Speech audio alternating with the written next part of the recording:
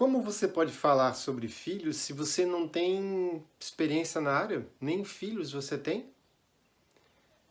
Essa foi uma fala de um pai que tem dois homens hoje e uma moça, quando ele relatava uma conversa que ele havia tido com um padre. Ele questionava muito a competência e também, de certa forma, a autoridade deste padre quanto a falar sobre essa relação de pais e filhos, como se só o fato de não tê-los ajudado, não tê-los gerado, o desautorizava. É claro que por vezes a gente sabe de histórias de padres que têm filhos, mas vamos partir dessa premissa que esse padre e outros tantos em questão não os tenham. Como é que fica? Será que é tão, nesse ponto, uma pré-condição a pessoa ter uma experiência específica em todos os campos da vida, e mais particularmente falando nesse ponto, de ter filhos, para saber como lidar com crianças? Um tio, como por exemplo é o meu caso, que não tem crianças em casa, que nunca gerou um menino ou uma menina, eu sou menos por isso? Eu vejo que há uma ênfase bem significativa nessa perspectiva da beleza de ser pai e mãe, quanto aquelas falas também de ser mãe é padecer no paraíso, quando muitas vezes as mães não padecem no paraíso. Elas padecem no solo dessa terra aqui, porque nem sempre ser pai, ser mãe, é fazer coisas com gosto ou com boa vontade ou carinho pelo filho. Porque muitas vezes cuidar de um é tolerar. Tolerar os momentos de raiva, tolerar os momentos de birra, tolerar, tolerar, tolerar. Por vezes o verbo amar pode ser um pouco difícil de conjugar numa hora como essa. Mas antes que você pense e até mesmo suspeite que essa conversa que eu estou tendo aqui com você vai por um rumo que não é exatamente o rumo que você acreditava que encontraria nessa jornada, me permita fazer esse pequeno preâmbulo. Porque ninguém nasce de uma hora para outra, ninguém é feito adulto, ninguém surge nesse planeta como se materializado fosse, com esse grau de consciência sobre as coisas. E voltando a essa perspectiva de termos sido criança em um dia da vida, quais não foram os momentos onde cada um de nós, especialmente aqueles com mais irmãos na família, ou aqueles que são filhos únicos e puderam observar os primos de uma faixa etária próxima, acompanharam o crescimento, cresceram com eles, irmãos ou primos, e tiveram através disso momentos de infância, de brincadeira, de descoberta de como se relacionar e como aprender a ser gente através de outras pessoas em faixas etárias próximas. E até chegar a uma idade como essa, a idade adulta. Não há como não fazer alguns momentos de retrospectiva. Retrospectiva para poder justamente qualificar o nosso olhar para o irmão que tem dificuldades em criar os próprios filhos.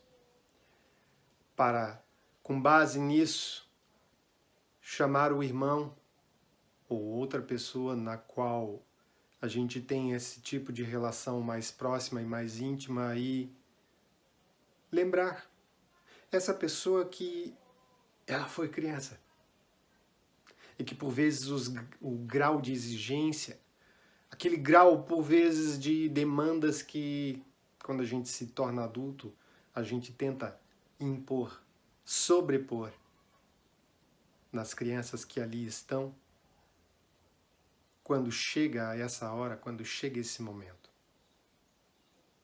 Então esse contraponto que eu procuro trazer nessa reflexão de hoje vai exatamente pelo caminho de nos lembrarmos das situações pelas quais nós atravessamos e também lembrar de muitos discursos que eu ouvia em consultório, de pais que prometeram quando crianças que não agiriam da mesma forma com seus filhos e hoje se vêm repetindo algumas coisas, não muito distante do que os que agora são avós fizeram no tempo deles.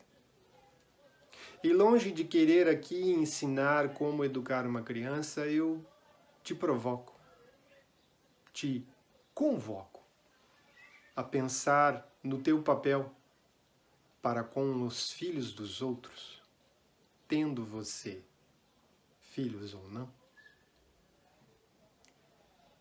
de estar ali como um apoio, como alguém que, de uma certa medida, pois justamente estes que não têm filhos podem trazer um ar de leveza para essas relações entre pais e filhos atualmente, pelo fato de não terem um grau de obrigação, não terem esse convívio que eu havia comentado agora há pouco, de 24 horas. E justamente por isso é que pode devolver uma maior relação e verdadeira relação entre pais e filhos. Não que não exista, mas eu digo, talvez a palavra realmente mais adequada seja essa: leveza. Leveza de ver o mundo, de leveza de ocupar um papel de aconselhamento dentro dessa família, mas um aconselhamento que de forma alguma vá tirar a autoridade de um pai ou de uma mãe. Será sim um aconselhamento com a perspectiva ali da formação de um ser que, justamente como eu havia também comentado, depende dessas interações para saber qual é o papel dele nesse mundo. Então, tios, tias, padrinhos e madrinhas que têm ali um papel que lhes foi concedido de acompanhar uma criança, possam, através deste papel, desempenhar com carinho um caminhar junto com esses pais, um caminhar junto com essas crianças. E, com toda certeza, você já deve estar entendendo também que isso também abre um espaço para você curar em você algumas pequenas mazelas que possam ter ficado da tua infância.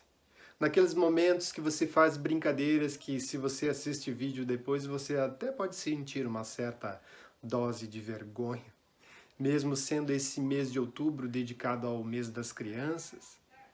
Dedique mais tempo e mais momento para que você, através da tua relação com outras crianças, essa relação de confiança que eu acabei de falar agora há pouco, de contribuir para que esse nosso mundo que aí se apresenta possa ser balizado por relações mais verdadeiras, mais dignas de serem chamadas relações humanas.